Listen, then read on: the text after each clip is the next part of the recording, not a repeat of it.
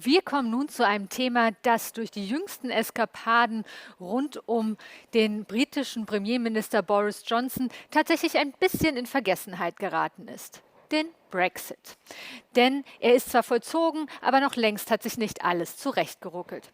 Wie wirkt er sich eigentlich tatsächlich aus, dieser Brexit, auf Großbritannien, aber auch auf die EU? Und was können die Europäer von dem Austritt der Briten lernen? Das diskutiert nun die Brüssel-Korrespondentin der WirtschaftsWoche, Silke Wettach, mit Richard Hughes, dem Chef der britischen Aufsichtsbehörde für Haushaltsangelegenheiten. Und damit gebe ich nach Brüssel.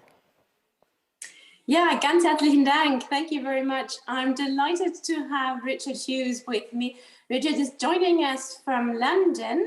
I hope I can see him. I hope we've got him online. Yes, I'm here. Yes, you're with us. Welcome, a very warm welcome from me in Brussels to you in London. I'm jealous because the sun appears to be shining. And also, before we start the discussion, I have read that you've got an amazing view where you are. You're on the 15th floor between Buckingham Palace and Parliament. Is that correct? It is very lovely. We've got it's very good for weather forecasting up here if economic forecasting is more difficult.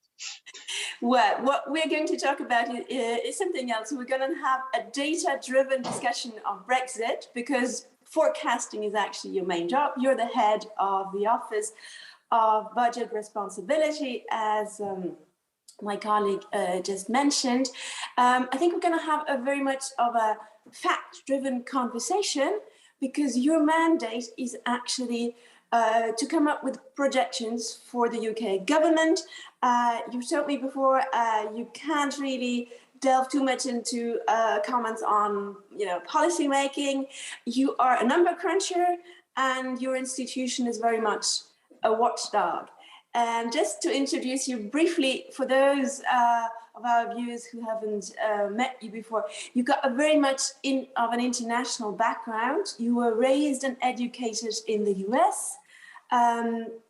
You've worked for the Treasury, for the Finance Ministry of the UK. You've also done a short stint at the French Ministry of Finance, which I find very interesting. And you've spent quite some years at the IMF. So you're very familiar with analytics. When I was preparing for this, I was wondering to what extent you actually managed to disentangle the effect of Brexit and the effect of a pandemic that came upon you quite unexpectedly. And to that end, I would like to start and have a look at the early years, what happened after the referendum.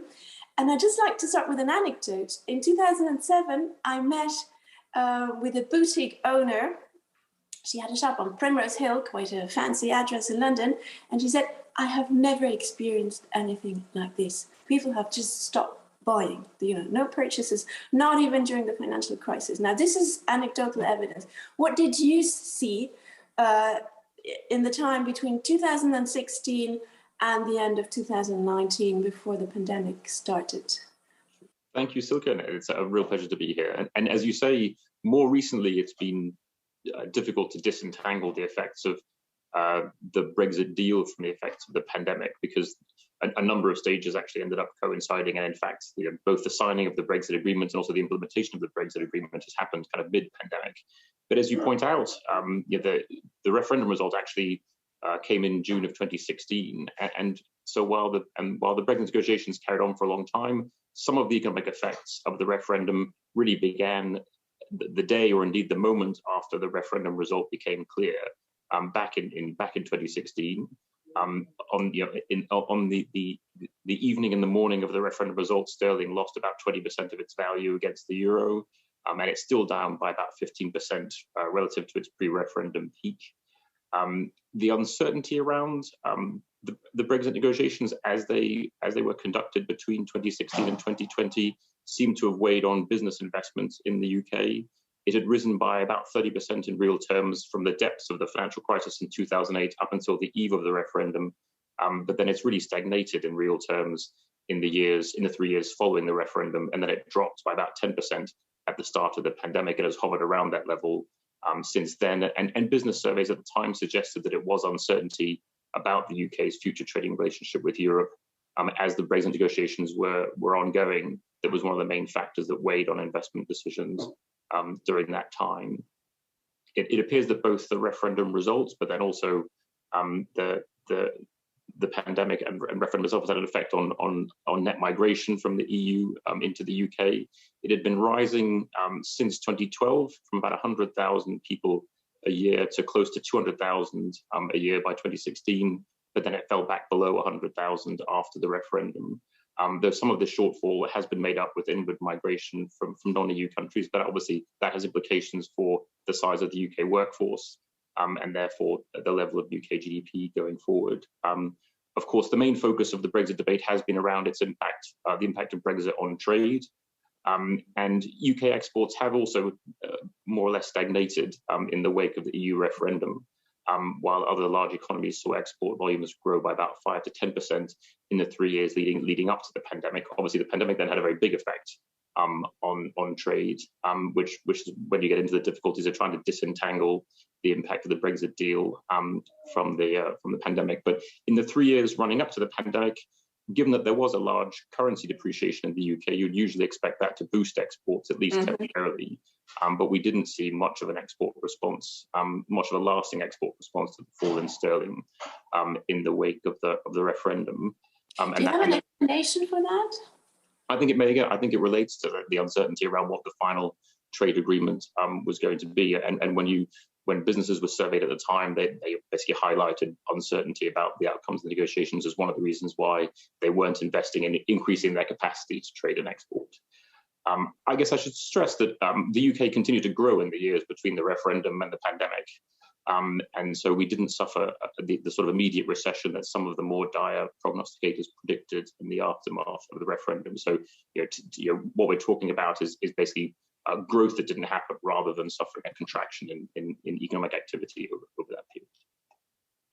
Okay, and then moving on from then onwards, what happened next? What did you observe? I suppose then we're sort of moving into more difficult territory, because how do you actually disentangle the effect of the pandemic and Brexit? That's right. And I guess since the referendum in 2016, our forecasts had included an assumption about what the final trade agreement between the EU and the UK would look like, which was basically a sort of average of all the different free trade agreements that the EU has done with the outside world, and tried to estimate what impact that would have on the UK economy. Ultimately, it took until Christmas Eve 2020 for the UK and EU to arrive at what was called the Trade and Cooperation Agreement, which was signed in December of 2020. And I guess in some ways, just looking at that deal, what was remarkable about it was how unremarkable it was. The UK had been an EU member state for 45 years, but we basically got a trade deal that was quite similar to the one that the EU had just negotiated with Canada. It had a few advantages in the sense that there was tariff-free trade in all goods, including agriculture. That was more than Canada got. But there were quite similar levels of non-tariff barriers, which in the end matter more for trade flows than tariff levels these days, because most global tariff levels are quite low. But things like rules of origin requirements, customs checks, health regulations, the ones that were applied to trade with the UK were very similar to the ones that the EU would have applied to other third countries with which they've done free trade agreement. And that's with regard to goods. And there was a promise of further cooperation and discussions on services, but no firm commitments made in the free trade agreement. There was obviously, and most notably, exceptions made for Northern Ireland, who got to stay in the single market and customs union under the Northern Ireland Protocol, but there is obviously continued discussions and debates going on between the UK and the EU about the implementation of that agreement. And so the final agreement that was concluded between the UK and the EU was actually quite close to what we've been assuming for quite some time in our forecasts, which is a sort of average garden variety free trade agreement since we did our first post-referendum forecast in November of 2016. And that assumed that what the impact of that agreement on levels of trade would mean that over the medium term, that both UK exports to and imports from the EU would fall by about 15% in real terms, compared to what would have transpired had we remained a member state. So our imports and exports would be about 15% lower than what would have happened had we remained an EU member state. And that's based on historically observed relationships between between trade and between free trade agreements and levels of trade. But we're sort of running that process in reverse, as it were. Most of these studies are based on what happens when you implement a free trade agreement. We were looking at what happens when you go from being more integrated to being less integrated. A divorce, basically. Yeah, indeed. And based on that reduction in the level of trade intensity to GDP, we assume that would reduce the UK's long-run potential GDP level by around 4%. And that's based on sort of historically observed relationships between trade intensity on the one hand and levels of productivity on the other. And it's basically based on the logic that countries that trade more tend to be more productive because they benefit from comparative advantage. They benefit from economies of scale because they're operating in larger markets. They also tend to get more foreign direct investment and more diffusion of more diffusion of technology. To the extent that you are a less trade-intensive economy, as we expect that we will be having left the European Union, we get less of those benefits over the medium term, and that reduces. We estimate that will reduce our long-run potential output by around 4%. So your base forecast is minus 15% of trade, and then that feeds through the economy and leads to a drop of 4% of GDP. Aren't there any other negative or positive effects? I mean, trade is obviously the most important one, but what about the other ones? So there are other elements. I think another potential consequence of the Brexit deal is obviously the changes to the free movement of people. Yeah. And so the impact on migration also matters. On the positive side, there is obviously what the government has stressed is the ability for the UK to strike its own trade deals with third countries. And the UK has struck a number of free trade agreements with other countries, which I can go into in a moment. But what we assumed in the 4% was that the UK basically rolls over all of the EU, all of the free trade agreements that it was party to by virtue of being a member state of the EU, and it more or less has done that with basically the most economically significant trading partners. We didn't take account of any of the new free trade agreements that might be struck, and the UK has managed to do one of those so far with Australia. It's also negotiated a slightly different deal with Japan compared to the EU.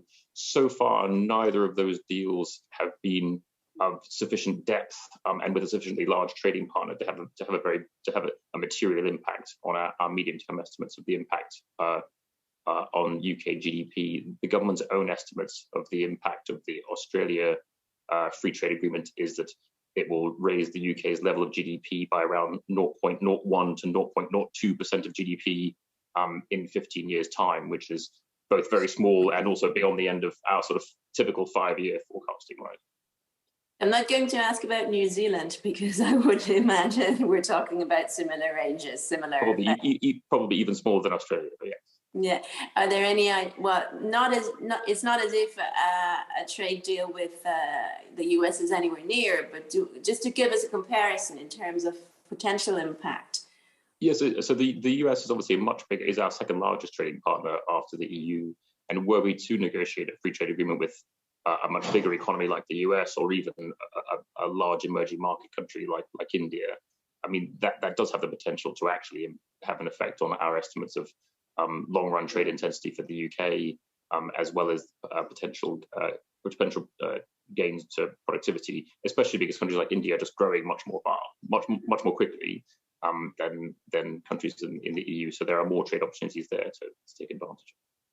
But could you give us an impression of what kind of impact are we looking at for potential increases in growth? I think it would very much depend on the nature of the deal that you could conclude. Yeah. And I think negotiations with the US are not proceeding particularly quickly at the moment, and there's a lot of debate about whether the Americans are actually interested in doing free trade agreements at the moment. So I think it would very much depend on the nature of the deal that was done. When you project a 4% drop in growth, what kind of time frame are we actually looking at? So we assume that it takes about 15 years to see the full effect, but that's a 15-year period that starts actually from the EU referendum result. So we've already seen some of that impact come through in the data so far, and then you still have sort of another sort of 7 to 10 years of it to run. And obviously, we then get into the difficulties of disentangling. Well, what's the impact of Brexit versus what's been the impact of the pandemic, given that the implementation of the Brexit deal has coincided with the arrival of coronavirus here, as well as in the EU. But there are trends and differences that you can observe in our trade versus trade in the rest of the EU, which I think are material. You've also gone on the record saying that the pandemic will have an impact of -2% on growth. So Brexit is twice as important, economically speaking, from your point of view. Is that correct? So the pandemic has clearly been a much more dramatic, acute shock to the UK and all other major economies. It was the deepest recession the UK has faced in almost a century, and so Brexit was obviously a much more dramatic shock to the economy, a much deeper recession than we faced, even about twice as bad as the financial crisis. I think the issue is that over the medium term, we expect it to have less of a long-run impact on output, in partly because so much fiscal support has been provided to firms and to households to get them through the pandemic. We've had the development of the vaccine, which allows much of our economic lives to go back to normal, we hope. And so we expect that the long-run impact of the pandemic on the UK's potential output would, as you say, be only around 2%. Brexit is something which is much more long-lasting. It's something more permanent. It's a more permanent change in our trading relationship with the rest of the world, and therefore has a bigger impact in the medium term, based on our current estimates, than the pandemic. But I should say we keep both of these judgments under review in light of the evidence that comes in.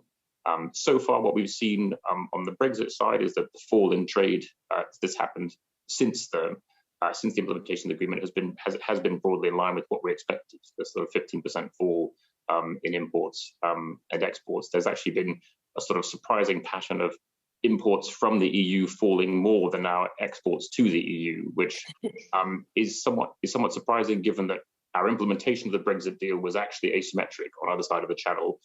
The full set of customs checks came into force on the EU side on the 1st of January of last year. So in principle, it should have been harder for UK exporters to export to the EU. We delayed the introduction of import checks on the UK side of the Channel until the 1st of January this year. So in principle, it should have been easier for EU exporters to export to the UK. But actually, the trade effect you've seen has been the opposite, which is that our imports from the EU have fallen by more than our exports to the EU. And there are a number of theories as to why that's the case. It's something which we're exploring as part of our next forecast to come out in the spring. Could you give us a quick preview? Any sort of intuition why this could have been the case? I mean, one plausible assumption is that the government here put a lot of effort into educating exporters about getting ready for the new changes, and sort of pure size differential means that the EU is a much more important market for UK exporters than the UK is for exporters in the EU. I think, and so they may have paid less attention to their local campaigns about getting ready to implement the changes. It may also be that they just thought they didn't want to engage with the paperwork, and therefore decided to export less. One thing that we have observed, just in the hard numbers that we picked up in terms of customs revenues, which the UK now collects itself by virtue of being an independent trading nation, we now retain our own customs revenues, including customs revenues on EU exporters who pay customs on their exports to the UK. Is that those revenues have surprised on the upside. We've been surprised how much customs revenue we've actually collected on trade with the EU, which given in principle we have a tariff-free trade agreement, you wouldn't expect to be collecting that much in tariff revenue. That appears to suggest that fewer EU exporters are applying the rules of origin requirements that would allow you to trade on a tariff-free basis, and basically find it easier just to pay the tariffs rather than go through the paperwork. Which also, I think, lends some support to the idea that EU exporters are kind of not engaging as much as you might expect with the administrative requirements of trading with the EU, and instead just paying the tariffs as a way of getting around having to do the paperwork of applying what can be sometimes quite complex rules of origin requirements, which require you to say how much of the content of your export is an EU product versus inputs from the rest of the world. So how much money are we talking about when you say there was an unexpected increase in revenue? It's single-digit billions of pounds. It's not very large sums of money, but I think for us, it's an interesting indication of how the actual deal is bedding down and how businesses are responding to it. Could you say something about the fiscal impact of Brexit? Sure. Obviously, one of the principal fiscal advantages of the Brexit deal, which the government put a lot of emphasis on, is the fact that we make savings on our net contribution to the EU budget, and that is sort of double-digit billions of pounds in a given year. This only arises over time, as it takes time for the UK's obligations to the EU to be extinguished. And it's important to stress that those are the direct fiscal benefits to the government from not having to pay contributions into the EU budget. There are indirect costs to the government finances from having a smaller economy as a consequence of leaving the EU, and therefore a smaller economy to tax. And most estimates put those indirect costs higher than the direct benefits of having left the EU, based on the assumptions that I set out.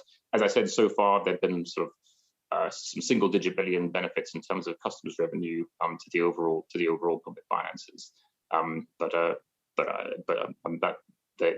So far they don't compensate for what you might expect to lose in other taxes. One of the favorite slogans of proponents of Brexit was taking back control. Is there anything that suggests that taking back control has had a positive outcome? Like, when you think of all the data you have, is there anything that suggests this was borne out and it was actually economically a reasonable thing to do? So the government has signed a free trade agreement with Australia, which is something which the EU had not managed to do. Australia accounts for about 1% of UK trade, and the government estimates that based on the government's own estimates, I mean, there are some economic benefits to that trade agreement. They range around sort of 200 to 500 million over a 15-year horizon, which is as I said, a fairly small fraction of GDP, but it is trade that it is additional trade that we're doing by virtue of being able to secure that agreement. There are discussions with New Zealand.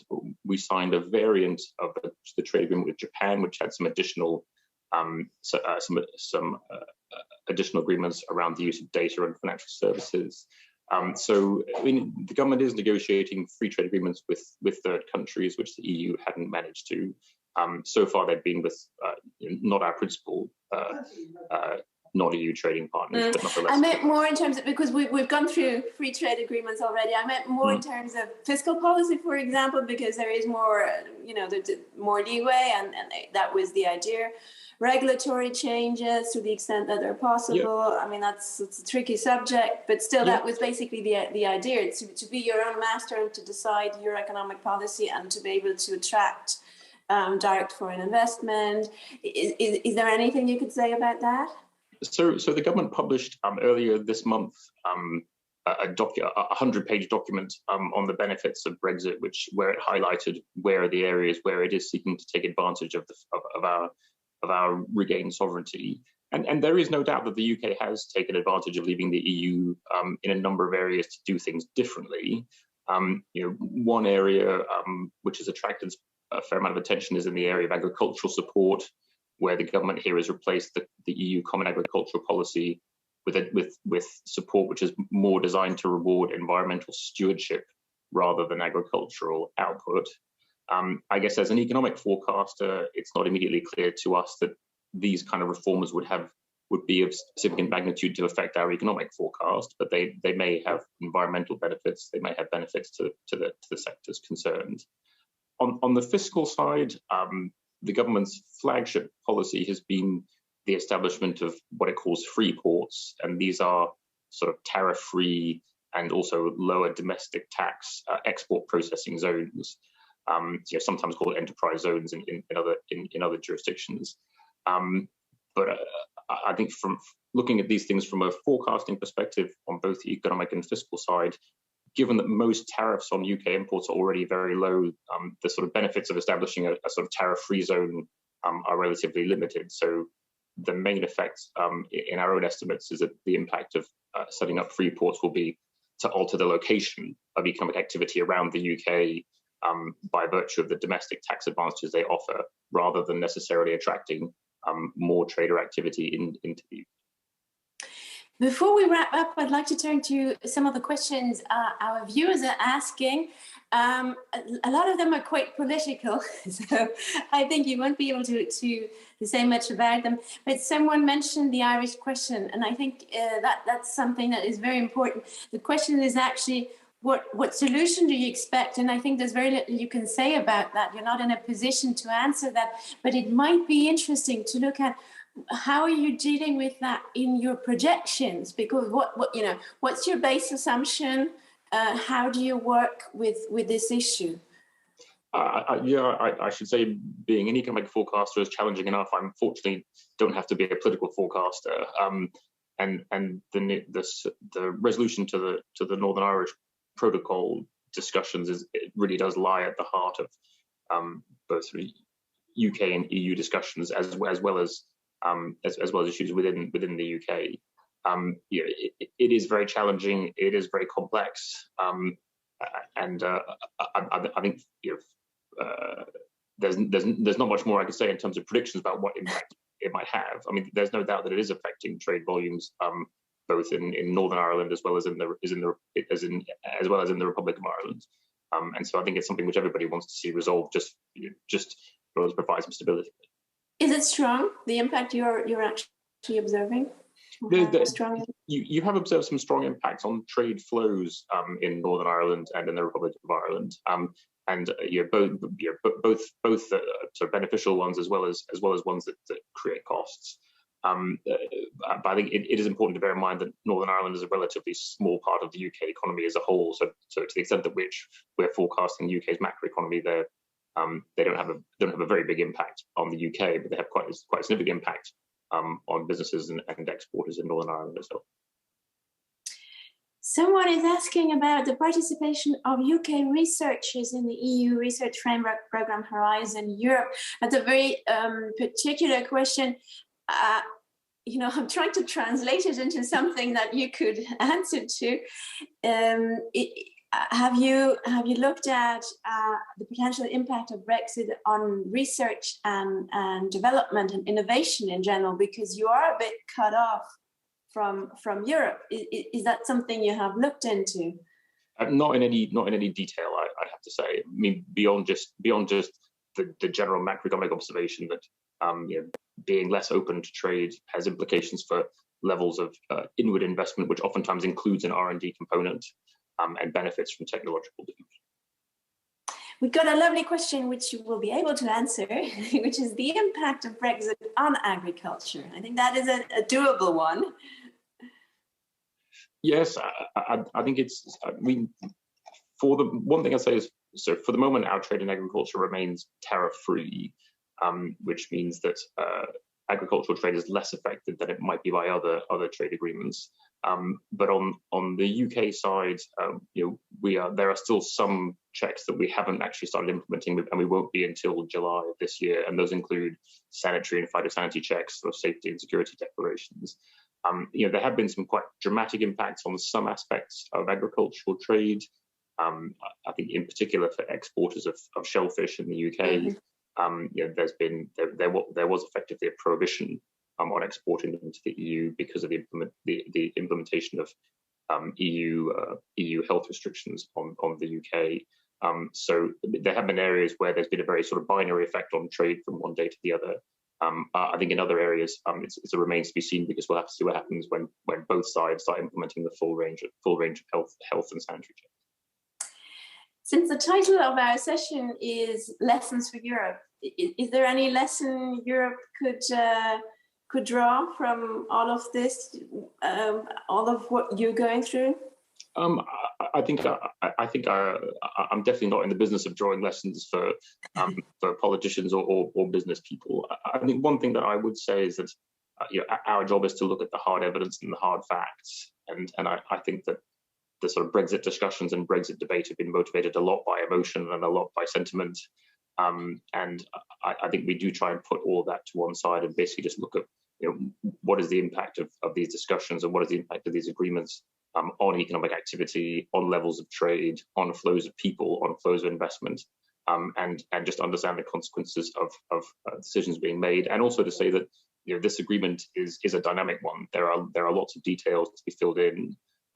None of it is, and so to the extent that it evolves over time, our assessment of its impact will also evolve over time. Well, thank you very much. It's time to wrap up. I've taken away something very interesting, that you're collecting more revenue on customs than you expected. I have sent back books, I've ordered by mistake, and they turned out to be horribly expensive. You just click on something and then you realize, oh my God.